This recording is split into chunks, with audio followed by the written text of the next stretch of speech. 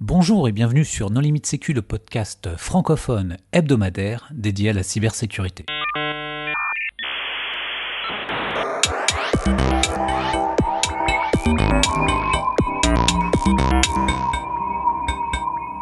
Alors aujourd'hui, nous allons parler de distribution de clés de chiffrement en utilisant les propriétés de la physique quantique avec Arnaud Tadei. Bonjour Arnaud. Bonjour tout le monde. Pour discuter avec lui, les contributeurs No Limit Sécu sont Christophe Renard.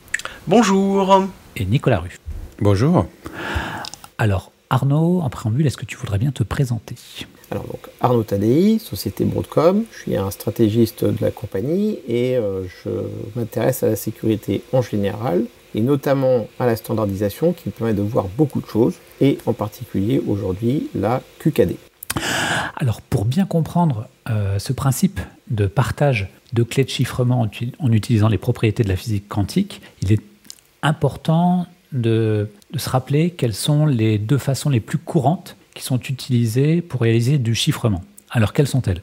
Alors on a un chiffrement symétrique ou un chiffrement asymétrique. Le chiffrement symétrique, c'est quand on veut sécuriser par exemple deux endpoints, on va dire un terminal et puis un serveur, la communication entre ces deux points. Et donc là, un chiffrement symétrique, on a besoin de faire circuler, de partager un secret entre les deux. Par contre, un chiffrement asymétrique, les deux parties vont avoir une paire de clés publiques et de clés privées, et avec ces clés publiques et clés privées, ils vont être capables de pouvoir créer un chiffrement asymétrique. Et donc, quels sont les avantages et les inconvénients de ces deux façons ? Alors, le chiffrement symétrique est très peu consommateur de ressources, il est performant, ça c'est son avantage. Par contre, le problème, c'est qu'il faut qu'on puisse partager un secret. Et partager un secret, il faut protéger ce secret. Donc ça, c'est une limitation quand même du chiffrement symétrique. Le chiffrement asymétrique est beaucoup plus robuste, par le fait qu'il a ce mécanisme de paire de clés. En revanche, il est plus consommateur d'énergie. Alors, ça se discute encore, on peut discuter les ressources qu'on a vraiment besoin, mais il ne marche pas dans tous les cas. Quand on a des gros chiffrements à faire, c'est pas forcément pratique. Donc, chacun existe, et en fait, quand on fait, par exemple, un HTTPS, on utilise les deux, l'un compensant les problèmes de l'autre. Je pense pour compléter que dans le chiffrement symétrique, on utilise, c'est vraiment le successeur des machines à chiffrer du XXe siècle ou des chiffres processeurs, c'est-à-dire qu'on prend les informations, on les permute, on les secoue un peu dans tous les sens, et ensuite la clé, c'est ce qui va permettre de remettre l'information dans le bon sens. Donc c'est très très efficace parce que c'est des interversions de bits électroniquement, ça consomme peu d'énergie. Par contre, tout ce qui est cryptographie asymétrique, c'est basé sur des problèmes mathématiques, et on va planquer une valeur dans un problème mathématique. Et souvent, si on résout le problème mathématique, on fait écrouler toute la crypto asymétrique, ce qui pose des vraies questions parce que c'est basé souvent sur des problèmes qui n'ont pas été résolus, mais on est à la merci d'un génie qui demain arrive à les résoudre. Et ça met très mal à l'aise tout un tas de gens qui doivent reposer sur la crypto asymétrique pour échanger des trucs sensibles. Typiquement dans le monde de la diplomatie ou de la défense, où on veut garder des secrets sur des décennies, c'est vraiment problématique.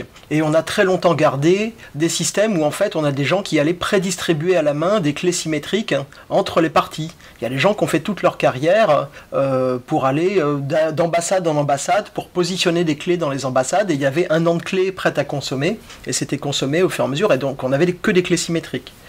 Le problème, c'est que quand tout le monde se met à communiquer dans tous les sens, en fait, prépositionner des clés, ça coûte une blinde.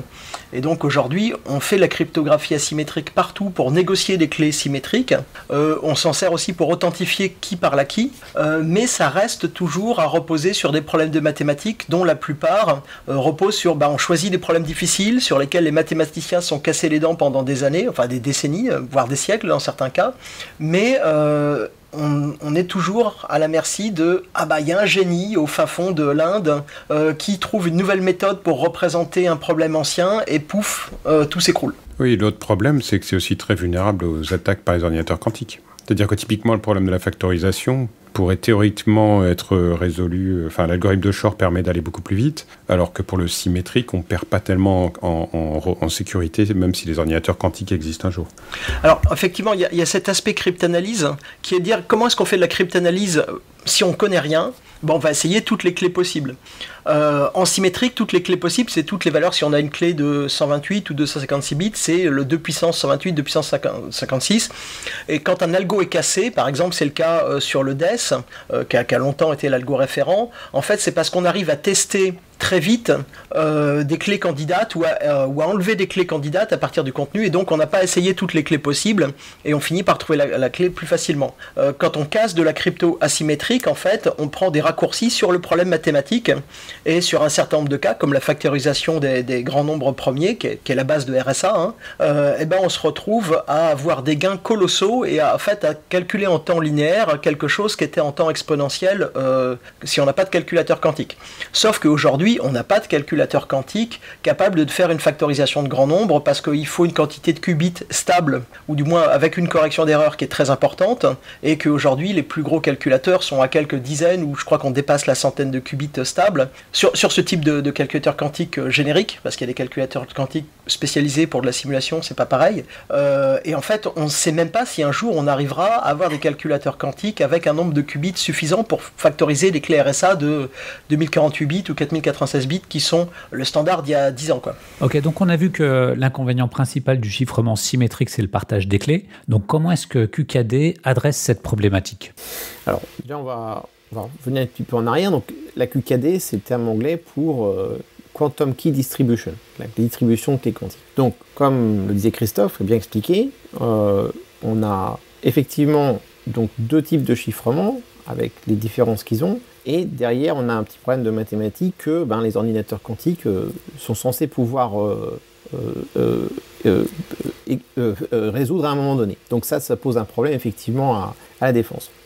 Donc pour résoudre ce problème, on a eu deux types de réponses. La première, ça a été les mathématiciens qui ont dit c'est simple, il suffit qu'on change les algorithmes et tout ira très bien. Donc la cryptographie et tout ira très bien. Mais les physiciens ont aussi proposé une autre solution pour résoudre ce problème-là. Et ils se sont aperçus qu'ils pouvaient utiliser ce qu'ils avaient enfanté comme problème, qui était comme solution et comme problème, qui est l'ordinateur quantique, ils pouvaient aussi l'utiliser pour faire la défense. Donc là, l'histoire, c'était de dire comment est-ce que je peux faire finalement un réseau parallèle au réseau traditionnel. Et ce réseau parallèle, ça ne va pas être un réseau classique qu'on connaît, mais ça va être un réseau d'équipements quantiques qui vont échanger des clés, le secret, mais cette fois-ci à travers une technique physique. Et je vais faire une pause à ce niveau-là. Après, on peut rentrer dans comment ça marche, etc. Mais du coup, quelle garantie est-ce que ça offre? Donc, typiquement, si j'utilisais RSA, que tout le monde a utilisé pour de la symétrique, la garantie, c'est que quelqu'un doit résoudre un problème de factorisation du nombre énorme que j'ai utilisé pour être capable de déchiffrer mon message. Pardon, quelle garantie de sécurité ça offre, ce canal? Alors, c'est un canal qui est construit par la physique quantique. Et donc, la nature de la physique quantique fait que c'est pas impossible, mais c'est très difficile, techniquement parlant, de pouvoir casser la physique. Alors là, on va devoir rentrer un petit peu on va devoir quitter l'informatique et cette fois-ci rentrer dans la physique. D'abord, ce qu'il faut voir, c'est que là, on parle de distribution de clés quantiques. C'est qu'on parle du secret, c'est-à-dire que là, on va aider le chiffrement symétrique. C'est qu'on a ce canal qui va permettre de faire circuler ces clés qu'on a besoin pour le chiffrement symétrique. Donc, pour pouvoir le faire, les physiciens se sont aperçus que quand ils faisaient de la mécanique quantique, il y avait une propriété très étrange, qui est que quand je prends deux particules physiques dites intriquées, je peux tout d'abord représenter des états dessus. C'est-à-dire que je suis capable de représenter une suite de 0 et de 1. Formidable, ça c'est une propriété de la mécanique quantique. Et l'autre propriété qu'ils ont remarqué, c'est que quand j'ai deux particules qui sont intriquées avec effectivement un codage dessus, et que je déplace ces particules à deux endroits particuliers, l'une et l'autre, si je veux lire d'un côté, je vais lire de l'autre, je vais consommer ma particule au même instant. Donc, on est sûr que je peux déplacer ma particule d'un point à l'autre. Et deuxièmement, quand je vais faire une action sur l'une, immédiatement, l'autre particule a la même action. Donc si je veux lire par exemple la particule, je la lis et en même temps je la détruis, puisque je détruis la physique en étant l'observateur. L'observateur fait partie de l'expérience. Là, il y a des propriétés qui sont absolument pas classiques. Il faut comprendre un petit peu la physique quantique. Ça. Et la propriété qui est assez magique derrière ça, c'est que quand je prends une particule et que je peux la déplacer, là évidemment on a une limite, on le verra plus tard, mais quand je la déplace à n'importe quel point de l'univers, ces deux particules intriquées sont couplées quelque part par une sorte de passage secret, je ne veux pas dire autrement, on ne sait pas vraiment comment ça marche, ce qui fait que c'est pas comme si la première particule envoyait un message à l'autre, non. C'est que si je fais une action sur l'autre, immédiatement l'autre également agit. Et je peux les mettre à n'importe quel point de l'univers. C'est-à-dire que normalement, on sait tous que rien ne peut dépasser la vitesse de la lumière, mais là on est dans un cas où on a quelque chose qui fait que les particules sont connectées par quelque chose qui dépasse à n'importe quel moment la vitesse de la lumière. Alors, il y a des façons de l'interpréter, je dis bien de l'interpréter, je ne suis pas physicien, mais c'est un petit peu comme si on avait une feuille de papier, on prend un point et on le déplace à l'autre bout. Effectivement, il y a une distance que l'on voit sur la feuille de papier, mais si on regardait peut-être l'univers d'un autre œil, si je plie ma feuille de papier, peut-être que dans une autre dimension que je ne vois pas, ces deux particules qui me donnent l'impression d'être très loin sont en fait côte à côte. En fait, elles ne se déplacent pas. Donc c'est une façon d'interpréter. On peut voir aussi qu'il y a d'autres façons d'interpréter ceci. Les physiciens, c'est quand même assez compliqué. Mais c'est cette petite magie qui fait qu'on arrive à avoir cette transmission d'informations qui se fait entre deux équipements. Alors, on a des équipements terrestres, on a aussi des équipements satellitaires. Alors, je vais me poser ici parce qu'on a des limites, on peut voir un petit peu les limites dans un cas et dans l'autre. Dans les équipements terrestres, il y a des systèmes qui sont en production actuellement, qui existent depuis des dizaines d'années. Tout à fait, Nicolas. Là, on a l'impression qu'on parle de science-fiction et de téléportation. C'est pas du tout de la science-fiction, c'est extrêmement concret. Il y a aujourd'hui, j'habite en Suisse, autour de chez moi à Genève, il y a une société qui produit des équipements de QKD, de Quantum Key Distribution, depuis 2004, si on a bien regardé notre travail. Ça fait longtemps, c'est une société qui habite pas très loin de chez moi en fait. Et non seulement ça, mais c'est des équipements, c'est un marché, c'est des équipements qui ont une certaine valeur, je ne sais plus exactement les prix, mais bon, ça va quand je regardais ça il y a quelques années, c'était entre 200 000 et 1 million de dollars par équipement, suivant les caractéristiques qu'on a besoin. Et il y a des clients qui utilisent ça de façon quotidienne. Par exemple, un certain nombre de banques privées suisses autour de Genève ont connecté les communications de leur centre de calcul déporté avec des devices de QKD pour assurer un certain niveau de garantie de la sécurité de leur communication. Donc c'est pas du tout de la science-fiction, c'est très concret. Et juste pour finir, il y a également, pour être très concret, les Chinois ont quand même lancé un satellite de QKD. Également, on pourra en revenir un petit peu après. Tu me corrigeras si je me trompe, mais de ce que je comprends, ce qui est proposé par Adi Quantique depuis bientôt 20 ans, utilise aussi une autre propriété de la physique quantique, qui est le fait qu'on ne puisse pas dupliquer entièrement une particule avec tous ses états, c'est-à-dire que si on lit une valeur, on ne peut plus lire les autres.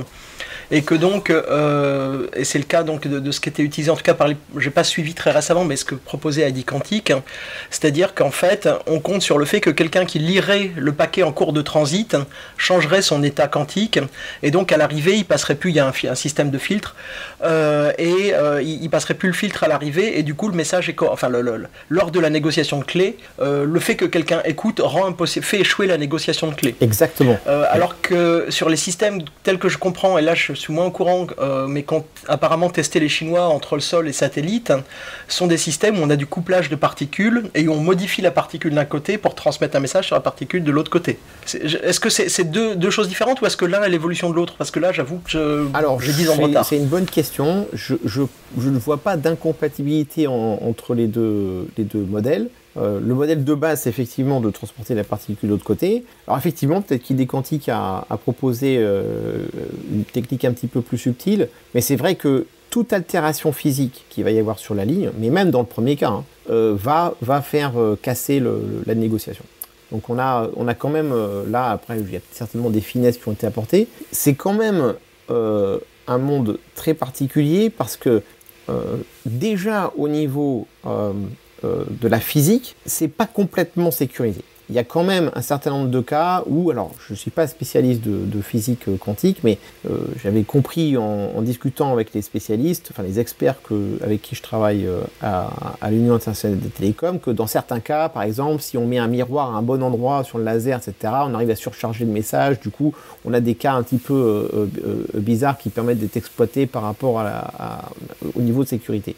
Mais il empêche que pour arriver à faire ces manipulations physiques sur cette ligne-là, comme en général les systèmes sont physiquement sécurisés, hein, c'est pas juste de la sécurité cyber, c'est quand même dans des salles, on ne peut pas rentrer n'importe comment là-dedans, on a quand même une difficulté pour pouvoir imaginer quelqu'un qui vient et qui effectivement est capable d'altérer la physique. C'est quand même pas quelque chose qui se fait de façon courante. Il n'y a rien d'impossible, mais enfin quand même c'est très compliqué et ça demanderait des agents très, très spécialisés pour faire ce genre de manipulation.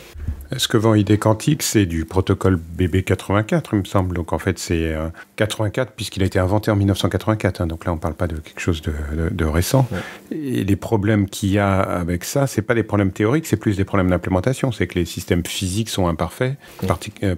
Par exemple, si tu veux émettre un photon, en fait, c'est difficile d'être sûr que tu n'en aies émis qu'un seul et qu'il n'y en ait pas plusieurs, 2 ou 3 qui soient partis en même temps, en fait. Oui. Et alors, ça je l'avais vu aussi en Chine parce que les Chinois m'ont invité. Alors j'ai des raisons pour lesquelles j'ai eu une expérience avec pas mal de sociétés là-dessus parce que j'ai présidé toutes les discussions sur la création du premier groupe de quantique international.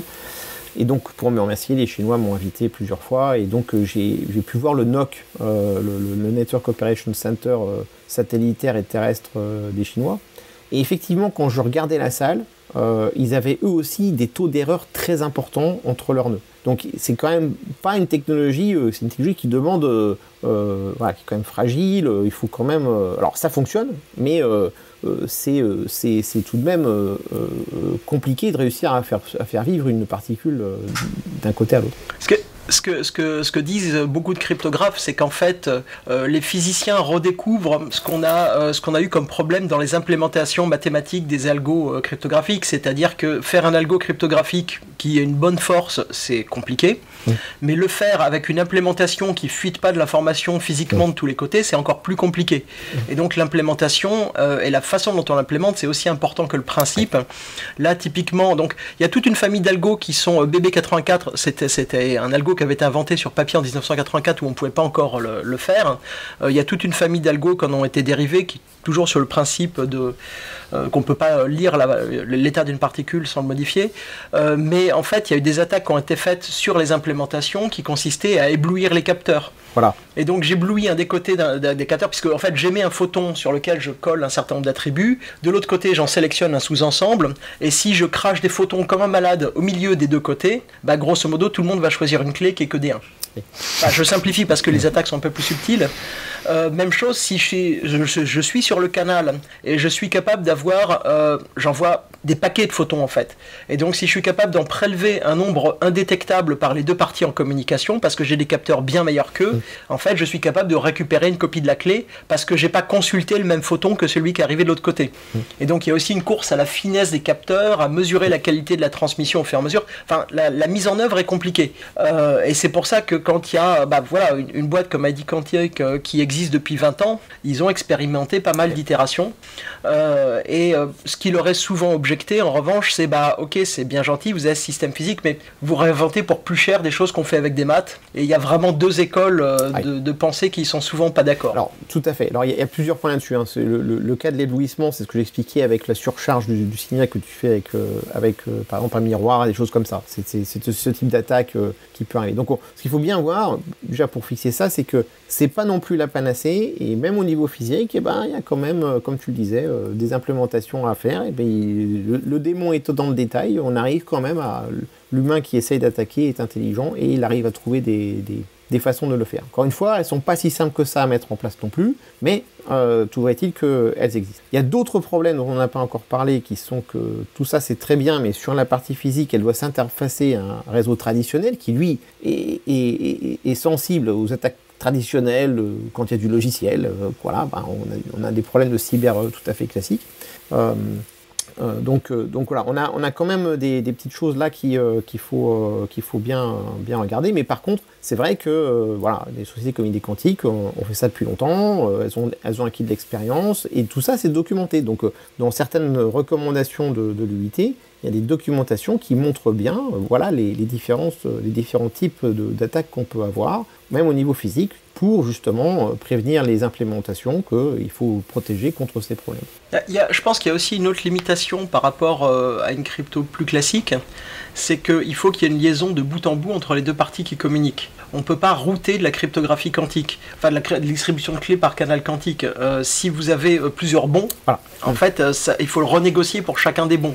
Alors ça, alors, avant de revenir là-dessus, on va déjà expliquer aussi un autre problème culturel, c'est que, étant passé au CERN, pendant 7 ans, j'ai quand même appris, comme je venais du monde des mathématiques, puisque je venais de l'Académie des sciences de Moscou, de Russie, on m'a fait comprendre très très vite de n'expliquer à personne que je venais du monde mathématique. Les physiciens ont je dirais, retiré tous les mathématiciens du CERN depuis très très longtemps. Et j'ai compris très vite qu'il y avait une sorte de guerre, de jalousie, c'est que les physiciens ne tolèrent que leur précaré qui est la physique. Les mathématiciens ont d'autres vues, et donc les deux communautés ont vraiment des problèmes. Je l'ai vu également ceci ailleurs. J'ai par exemple vu à l'ETSI, il y a les gens qui font l'APQC qui sont dans un Technical Committee, et les gens qui font de la QKD qui sont dans un statut inférieur qui est un ISG. Un ISG, c'est je sais plus, un Industry Standard Group ou quelque chose comme ça. C'est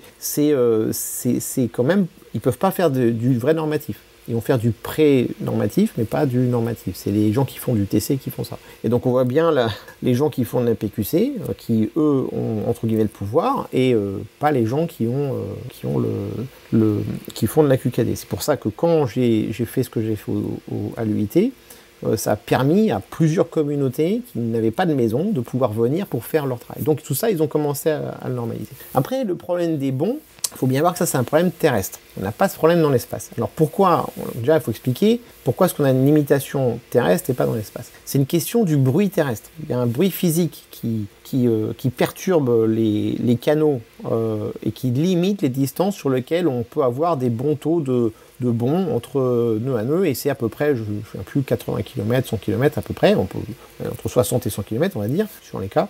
Donc c'est quand même assez limité. Et effectivement, pour pouvoir passer, on peut faire une chaîne, on peut faire des segments, segment 1, segment 2, c'est le cas de la ligne Pékin-Shanghai, je ne sais plus, je crois qu'ils ont 32 nœuds. Et donc on peut effectivement faire une chaîne, mais quand on fait une chaîne, on est obligé de repasser par un trusted node, qui lui est un élément hardware logiciel classique. Je lis ma particule d'un côté, je la remets de l'autre, je refais un lien de l'autre. Et donc ça, c'est la faiblesse. Ça ruine quand même de beaucoup la beauté du truc. Par contre, dans l'espace, on n'a pas de bruit, donc tirer un canal sur un satellite, impeccable. Ça, on peut faire des milliers de kilomètres sans problème. On reviendra après sur l'histoire du satellite chinois, mais... s'il est en ligne de vue. Alors, oui. Typiquement, si je veux faire un réseau entre deux satellites qui sont des deux côtés de la Terre, il va me falloir des relais. Alors là, on a effectivement on a un problème qui est comment faire un relais physique. Ça, c'est le Graal des gens qui font de la QKD. Alors j'ai vu, je ne pense pas qu'il y a de relais qui soient encore en production aujourd'hui. Ça reste de la recherche pour ce que je comprends. Et c'est très paradoxal, parce que si je veux faire un relais, comment je fais un relais ? Sachant que si je lis physiquement la physique, je vais détruire ma particule. Donc je détruis le segment. En fait, on a un paradoxe là qui est lié à la physique quantique, qui fait qu'en théorie, ça ne devrait pas marcher. Et bien quand même, les chercheurs sont quand même forts, parce que j'ai quand même vu des devices de relais dans lesquels on peut tirer 3 particules de chaque côté. Et ils ont un système statistique qui fait que y a des particules qui peuvent effectivement, entre guillemets, je ne sais pas comment dire le terme, se reconnaître. Et statistiquement, il y en a effectivement 2 qui vont pouvoir faire un continuum sur l'ensemble. Et donc, elles vont permettre que la particule de l'autre côté sera en code avec la première particule. Ce qui fait que du coup, le système du milieu s'oublie et je n'ai plus que mes 2 particules en dehors du relais. Donc c'est très sophistiqué, c'est très subtil. Là, ça demande des connaissances de physique gigantesques, mais toujours est-il que ça, c'est pas en production. Donc on a effectivement, si on veut faire un réseau satellitaire, on va avoir le même problème, c'est qu'on va devoir passer par du logiciel, retirer retirer un canal vers un autre satellite qui pourra... Enfin, ça fait quand même... Aujourd'hui, les Chinois peuvent faire une couverture assez grande de ce qu'ils ont besoin, et comme on le sait, ils poussent la route de la soie, ils peuvent déjà couvrir pas mal de pays s'ils voulaient le faire. Ok, comment est-ce que ça va évoluer? Est-ce que ça va devenir une commodité? Alors, c'est aussi une bonne question, je ne le pense pas du tout. Pour le moment, il faut bien voir que l'immensité de résoudre les problèmes potentiels d'attaque d'un ordinateur quantique sur du chiffrement, il faut remettre un petit peu l'église au milieu du village. Je pense que le premier problème qu'on va avoir, c'est d'abord sur les données qui sont au repos. Alors là, on a une difficulté, c'est qu'il y a un certain nombre de pays qui volent des informations chiffrées, ils ne peuvent rien en faire, mais un jour, ils pensent que les ordinateurs quantiques leur permettront de déchiffrer ça. Donc ça, c'est un premier problème. Le deuxième problème sur les communications, c'est pas si simple que ça de mettre un ordinateur quantique dans une ligne pour pouvoir faire du déchiffrement à la volée. Un ordinateur quantique, c'est pas juste un ordinateur comme ça que je déplace sous le bras. Hein. C'est pas ça. C'est en général, c'est une construction physique assez importante avec de la cryogénie. Donc c'est quand même techniquement parlant, ça se fait pas comme ça. Donc par contre, le truc, c'est que aujourd'hui, l'essentiel de la protection va se faire par les mathématiciens, et donc ce que la NIST est en train de faire avec les algorithmes, les nouveaux algorithmes qui sont choisis. Donc il y en a 3 si je me souviens bien, il y en a un qui est échoué, puis ils en avaient 4, ils en ont plus que 3. Ça, c'est l'essentiel. Par contre, l'autre problème, c'est que pourquoi la QKD va être très limitée, c'est que c'est quand même une infrastructure super lourde. Il faut mettre des devices d'un point à l'autre. Enfin, je peux faire des segments, de réseau quantique entre 2 points, 3 points, 4 points. Ça se fait pas comme ça. Donc, on peut imaginer qu'aujourd'hui, la clientèle d'un service de QKD, ça va être essentiellement des clients institutionnels ou qui ont vraiment des besoins spécifiques, en particulier le monde financier. Donc ça, c'est à peu près l'état des choses, c'est qu'on va rester dans des modèles très discrets. Alors, il faut quand même nuancer ça un petit peu, parce que donc là, il y a une histoire un petit peu de géopolitique. Quand un jour, en 2016, l'Ouest s'est réveillé en découvrant que les Chinois avaient tiré un satellite quantique dans l'espace et qui fonctionnait, ça a quand même été un choc. Et à partir de là, un certain nombre de pays, plus ou moins à l'Ouest, ont décidé de commencer à faire leur propre programme QKD. Donc l'Europe a une initiative qui s'appelle OpenQKD, les États-Unis sont en train de préparer de lancer leur satellite, les Canadiens aussi, l'Europe aussi. Donc il y a quand même, ici ils sont mis, mais ils sont très en retard. Il y a SECOC aussi au niveau européen, non, comme projet? J'ai pas compris. Il y a un projet européen qui s'appelle SECOC aussi pour déployer des réseaux, enfin des infrastructures basées sur la distribution de clés quantiques. Alors, je sais plus exactement les noms au niveau européen, parce que j'en ai beaucoup dans la tête, mais alors c'est peut-être lié à OpenQKD, je me souviens plus. Ils ont en tout cas des initiatives tout à fait sur le sujet. Donc ça, c'est une chose. Alors, à côté de ça, il y a quand même les opérateurs télécoms qui s'intéressent au sujet. Ils s'y intéressent pour différents bouts. Il y en a qui rêvent de pouvoir faire des CPE pour des entreprises qui d'un côté, des box, si je puis dire, comme on a des box à la maison, mais des box pour entreprises, qui permettraient d'assurer une meilleure sécurité entre une branche Office X et puis une maison mère ou autre chose. Donc les opérateurs voient ça, il y en a d'autres qui ont pensé au pod, enfin il y a différents bouts qui ont été imaginés par certains opérateurs pour introduire ça. Donc là, ce serait pas non plus du commodity, mais il y a des idées un petit peu créatives de la part de certains acteurs du marché pour exploiter ces nouvelles technologies. Par contre, là où c'est peut-être plus intéressant un petit peu pour tout le monde, c'est que, effectivement, on parle de QKD, mais la QKD, finalement, on peut la généraliser ici en QN, Quantic Network. Là, par contre, c'est peut-être plus intéressant parce qu'on a des cas d'usage qui vont probablement arriver dans l'avenir. Par exemple, comment je fais pour connecter des ordinateurs quantiques ? Si je repasse l'ordinateur quantique à chaque fois par réseau traditionnel, c'est peut-être pas très intelligent. Donc là, effectivement, si j'ai plusieurs ordinateurs quantiques que je veux faire fonctionner, est-ce que je vais échanger une particule? Est-ce que je vais échanger un qubit? Ou est-ce que je vais échanger une mémoire quantique? On peut débattre de ce qu'on va vraiment échanger. Mais là, il y a vraiment tout un écosystème technologique qui se crée. Donc, pour résumer, pour faire clair, pour nos auditeurs, l'essentiel se fera par la PQC classique. Il y a quand même une petite niche toute petite pour la QKD qui va quand même s'étendre un petit peu et prendre différentes formes dans l'avenir. Voilà comment je pense que ça va se passer. Du coup, tu as dit que les Occidentaux avaient été surpris par le programme de communication sur canal quantique chinois avec des satellites. Mais du coup, qu'est-ce que c'est ce programme? D'où est-ce qu'il sort? Alors ça, c'était une immense énigme parce qu'on n'a pas forcément tous les détails. Et ce qu'il faut bien voir, c'est que quand on lance un satellite, c'est pas quelque chose qu'on décide hier. C'est que un satellite, en général, c'est un cycle d'au moins 10 ans. Et là, on parle d'un satellite quantique. Donc imaginez le scientifique qui a décidé de convaincre le Parti communiste chinois de construire un satellite quantique et de le lancer. Ça a dû être un moment assez intéressant à vivre pour les gens qui ont décidé de le faire. Donc on peut imaginer que si de 2016, on est déjà plutôt en 2006, peut-être qu'ils y ont pensé déjà en 2000 ou même peut-être même bien avant, ça fait peut-être 20 ans qu'ils travaillent dessus. Alors ce satellite, il s'appelle Misius. Misius, c'est le nom d'un philosophe chinois du 6e siècle avant Jésus-Christ, si je me souviens bien.